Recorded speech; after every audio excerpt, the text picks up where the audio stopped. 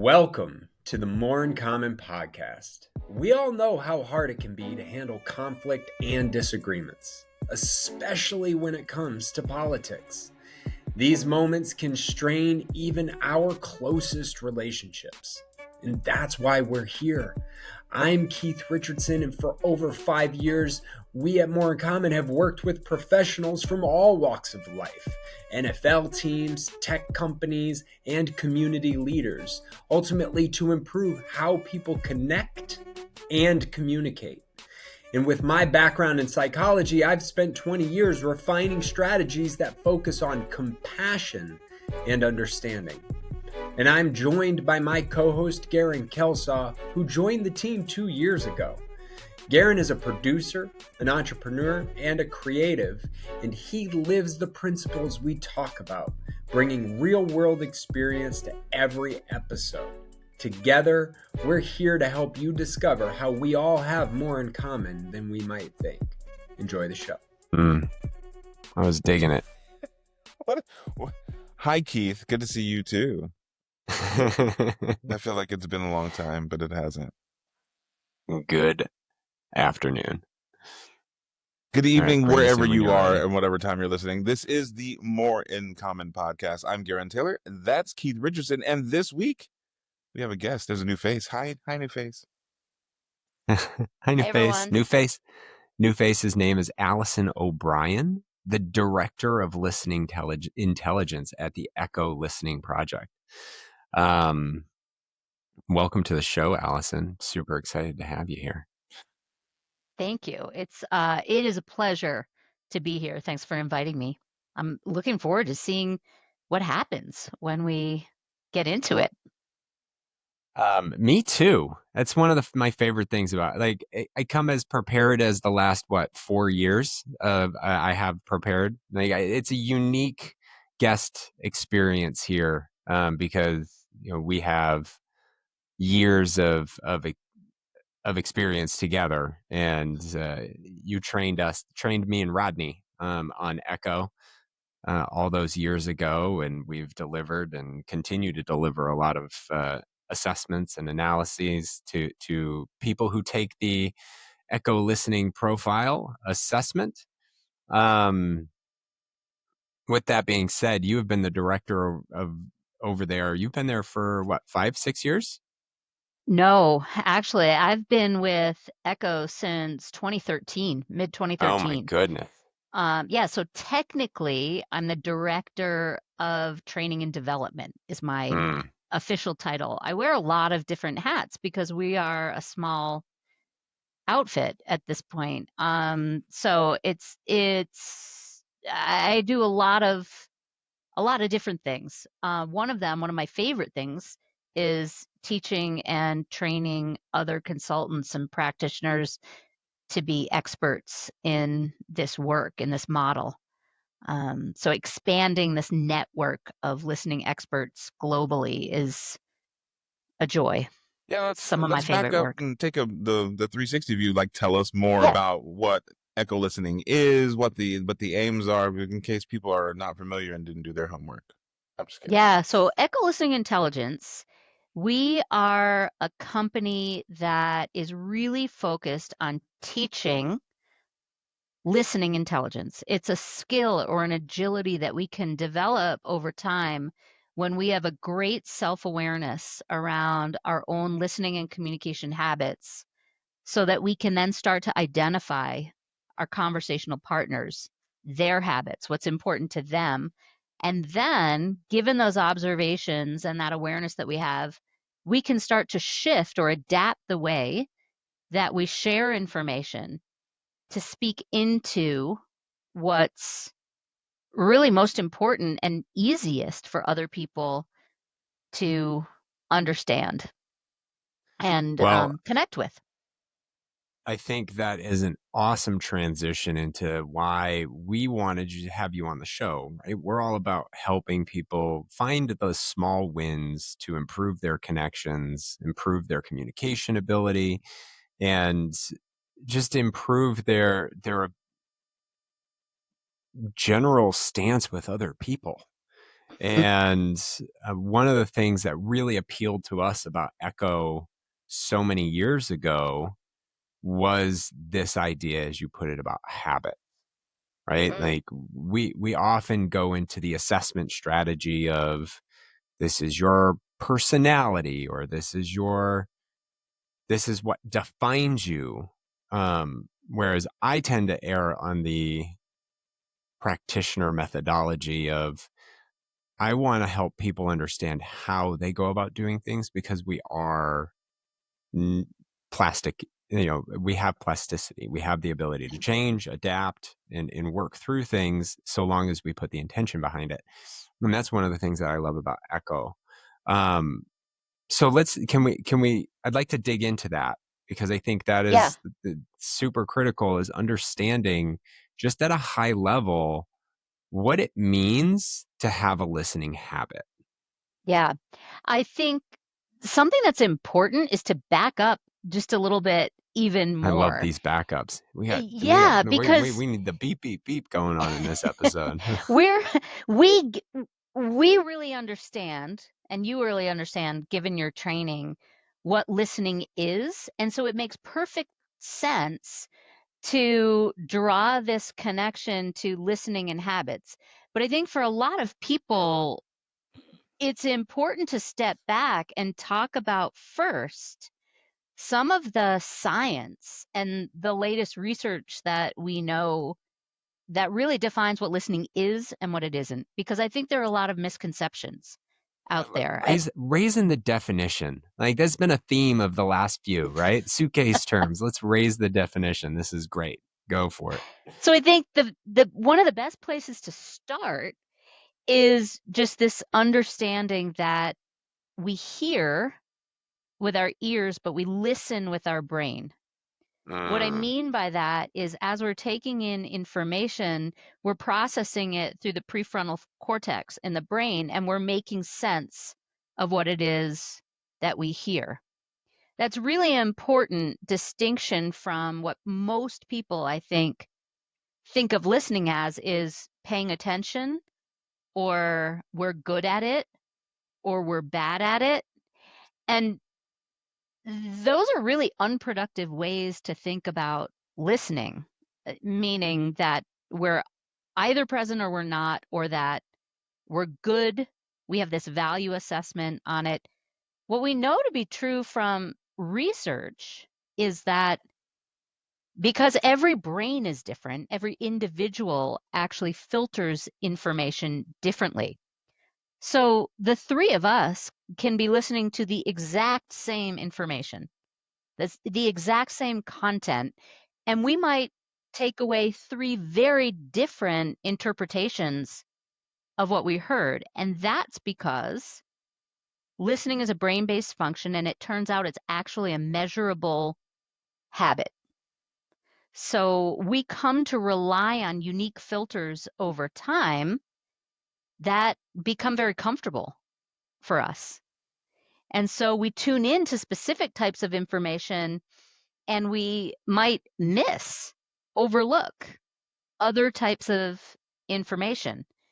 So that becomes problematic from the standpoint of alignment at times on a team, in a partnership, a marriage, Yeah, it with our sounds like kids. when you're not listening or half listening to your partner and they say that one thing and you're like, wait, what? That really gets their attention.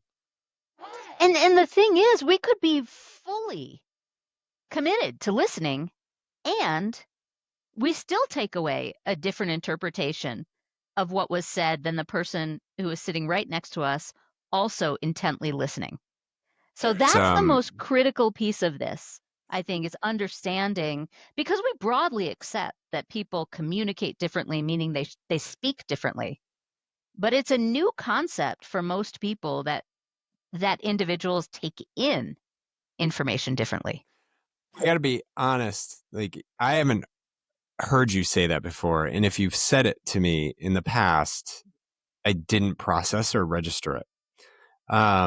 This idea that we hear with our ears, but we listen Mhm. with our brain, totally makes sense to me. And it's one of those hyper clarifying statements where we often get caught in what's the difference between listening and hearing. And, I can say, having gone through coaching, training, and other things, you can be 50-50 split on the philosophical answer to that question. Some people might think hearing is what the other people might think listening is, and vice versa, right? So clearly establishing is like, no, the difference isn't in the philosophical answer to that question. The difference is where you're processing at what level. So you're hearing with your ears and you're listening with your brain. They work together. They are not independent, different philosophical ways of considering it. And I don't know if you've heard of this story, and I don't remember the details, but there was like this teacher, and she wanted to prove the different perspectives. So she had staged this fight with a student, right? So the student came in, stormed in late, and they started fighting, and she kicked him out of the office and all this other stuff. She had a large classroom. And then she assigned everybody in the class to write a story about what they saw. Okay. Right? And everybody wrote a different story.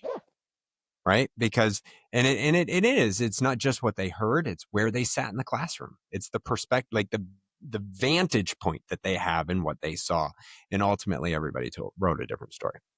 I just share that because of what you just said. Well, and that happens day in, day out in, almost every interaction that we have, is that we filter through a lot of assumptions that we make. We create a story from the perceptions that we have of other people, their body language, their tone of voice, the words that they choose when they're speaking. So we don't tend to be very objective when we're listening until we learn some of the concepts from this model, I think. Then it can help us step back and acknowledge, wow, I've made an assumption. Maybe I need to shift my perspective a little bit. I love, we talk about the idea of removing assumptions just as a practical matter of we can't remove them, right? They're a functional part of our brain. And it all ties back into our bias. But it is such a complicated effort, right? Like it is a complicated effort. And what I love about this conversation is it starts at the input of information. Is how are we taking one step at a time, looking at the different ways we listen and understanding them as high level as we possibly can, even if it's just to understand that we process information differently. Like you do, I do, Gerren does. And when we can accept that, we can find the little things that allow us to move through. So with that said, I am curious, like now that we've backed up, which I love that you raised the definition of listening and provided that definition. I think it's just so brilliant. We hear with our ears, we listen with our brains. What are the ways that we listen from the echo model in particular? And maybe you can speak to the ecosystem of listening, analysis, and assessment, but we don't have to get too wonky. Yeah, I think I'll stay pretty high level with it, but in the research and the development, the scientific validation process of developing this assessment tool, 4 main habits in listening were identified. So that said, some individuals are single dominant in one, meaning they really rely heavily on one habit over others. That's their bias that they're filtering through. We can also be dual dominant. We can be triple dominant. We can be non-dominant. Oh, so what's really important, and I think this is going back to what you were just saying, Keith, is that it all starts with self-awareness. That's the reason why we do any kind of assessment tool, is to gain some self-awareness. what we do with that new insight around ourselves is what's, really important in terms of what comes next. Going back to the 4 habits that we characterize listening into, these filters are quite different. The first habit is connective listening, and this is really an external filter. These are listeners, if they're dominant in this habit, they're filtering through the lens of what does this information or this interaction mean, or how does it impact other people? There's a highly relational human component to this type of listening. So listeners who really rely on this habit may overlook how they feel personally about something. They may discount their own subject matter expertise or their own perspective in favor of harmony of the group or of agreement with someone else that they respect or that they trust. So that's the main filter of that type of listening. Now you can contrast that to reflective listening, which is an individual. Could I, before we jump to stay on connective, because there's always a point I like to share relative to your original sentiment of we hear with our ears and we listen with our brains. And one of the things with connective listening is that attention to the relationship, especially in one-on-one communication.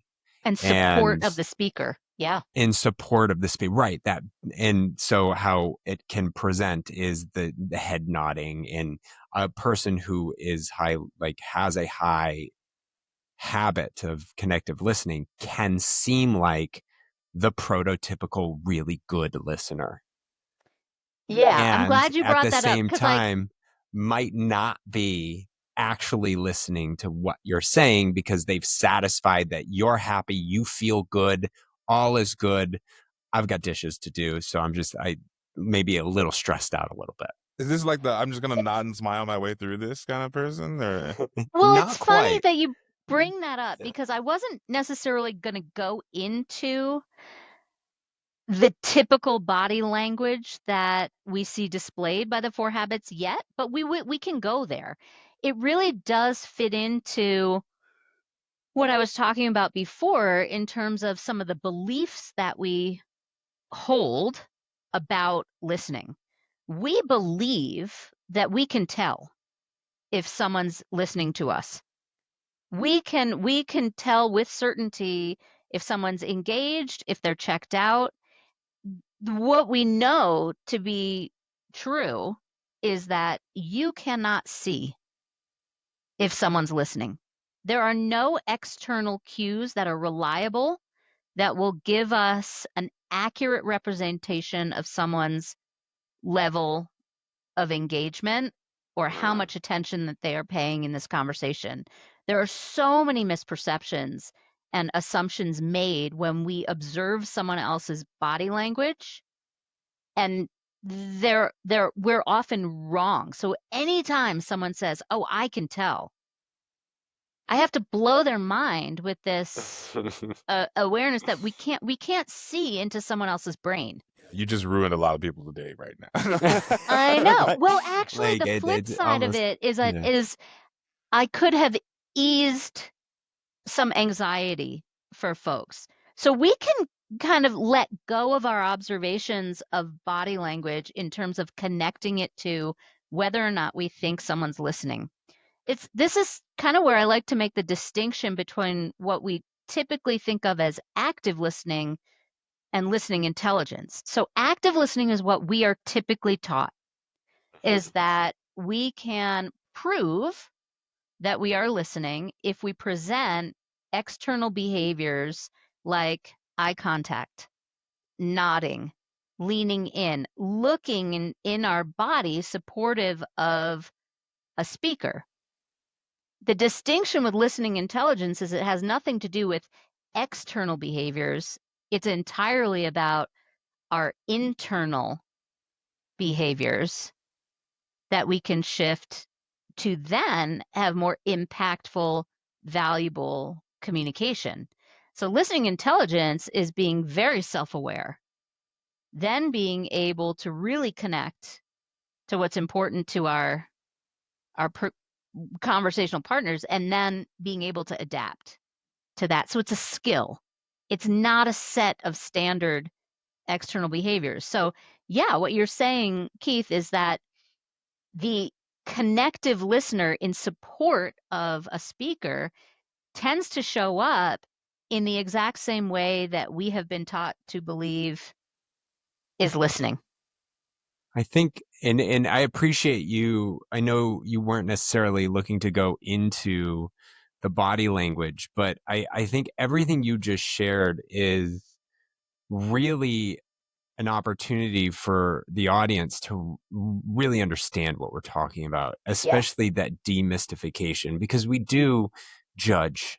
We do, and like you are gonna, in contrast that to someone with a reflective profile.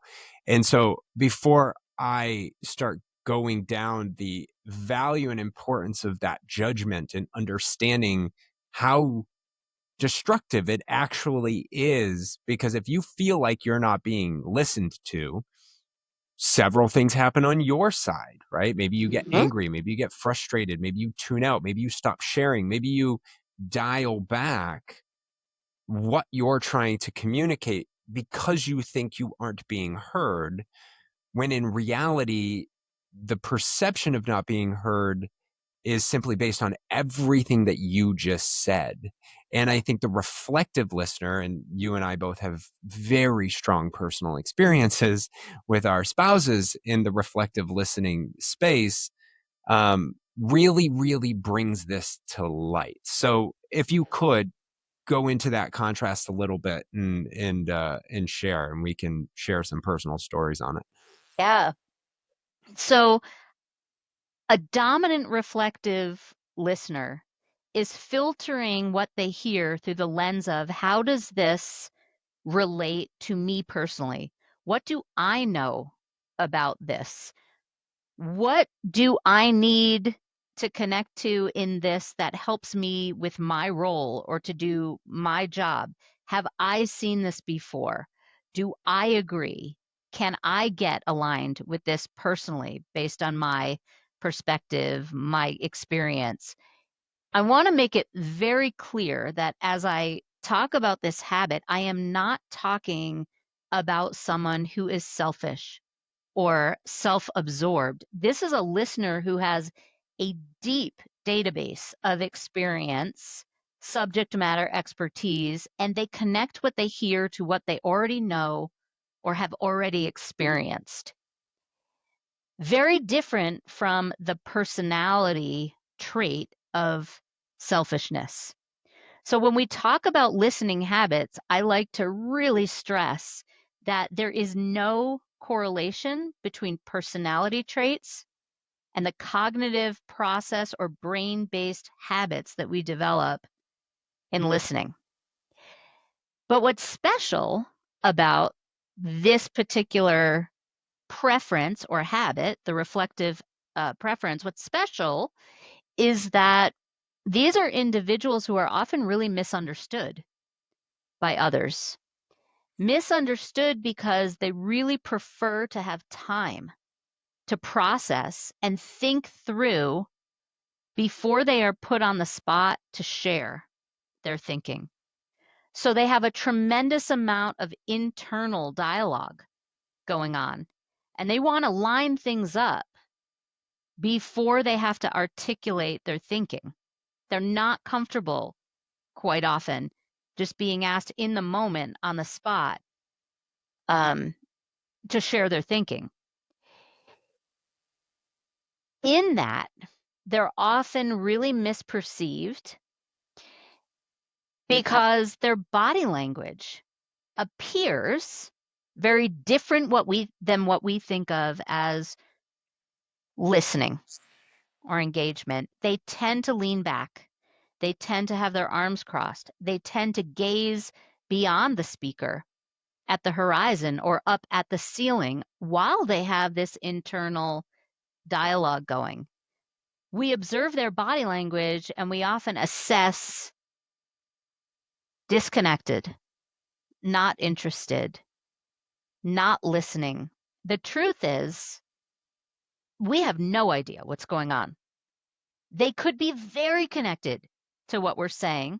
They could also be disconnected and checked out, but we can't tell just based on what we see externally. But we make a lot of assumptions. I think, and I'm really glad you brought it there, because it's one of, I mean, you've heard me talk about this many, many times. When my wife first took this, and Yeah. she was off the charts reflective, and she has one particular consistency in the habit of reflective listening, is the what do I need to do with this information? In Yeah. other words, what do I need to do next? Is it got to go on my calendar? Am I going to carry the mental load of this thing that you're talking about? And it's just the way she's processing first, right? And she's off the charts. But what she'll do is leave the room when I'm in the middle of telling a story. And for the longest time, even to this day, I still am like, okay, maybe this moment's too much, but I don't judge her for it anymore. I manage how I communicate and when, and I'm open about it. I'd rather tell you this when you're here, because I like to have you here when I'm telling this particular type of thing or story or whatever it might be. But then there are times like she tells me she's listening and I trust her now. Whereas she used to say, I'm listening. And it's like, no, I don't believe you. You're in the other room and you walked away when I was in the middle of talking. And having this background has really helped with me in that area. And I only use that as a real life example of how that expectation of behavior and body language can manifest. And that expectation is just on our end. And we think they're not listening, or we think they are. And to your point, we really don't know. And if they tell you that they are, like, you could probably believe them just because they're not, not just because they're not in front of you, making eye contact with you, smiling and nodding. Yeah, I making mean, you feel I've good. got 2 exes and a parent that need to listen to this episode. You know what I mean? So I could be like, no, I told you I was listening. So I will say that I think it's probably not the best practice, even if you are listening, to turn your back, to Yeah, walk leaving the room is away, probably a to lot. For leave the sure. room, For right? sure. Not at all. That's Yes. a lot, Yeah. but for our highly reflective listeners, you said something really important, Keith, which is that now I trust, right? Same thing with me and my husband. I know that in the moment, I'm not going to get an answer because he really needs time to process and line things up before he's comfortable. And there's almost this moment of deer in the headlights if we're talking about something, especially when there's, an emotional component to it. So I know now, I trust that I'm going to get a really great thought out response, but I have to be patient and I actually can't demand it in the moment. Sometimes I even have to set it up. And what I mean by that is I'll say something along the lines of, I've been thinking about this particular thing, and I want for us to talk about it. I don't want to talk about it now, but I'd really like to get your thoughts on XYZ. So maybe, after dinner or tomorrow, we can talk about it. And I might even say something like, I'm happy to share with you what I think right now, but then I want to get your thoughts. And we have a much better conversation when he has a little prep time to do some processing. I love that example. And look, I think that is a great place to take a pause for this week's episode, knowing that we still have 2 habits to dig into. And This has been great so far. I'm looking forward to continuing this conversation in next week's episode. With that being said, Gerren, why don't you head us out right now? I'm just going to say, Allison, thanks for taking us so far on this ride. There's so much more to go, though. Profiles that we'll talk about very soon. Thanks, everybody, for being here. Don't forget to like, comment, share, do all those lovely things that you do for supporting More in Common Podcast. I'm Gerren Taylor. That's Keith Richardson. Thanks, Allison, for being here this week, and we'll see y'all next week.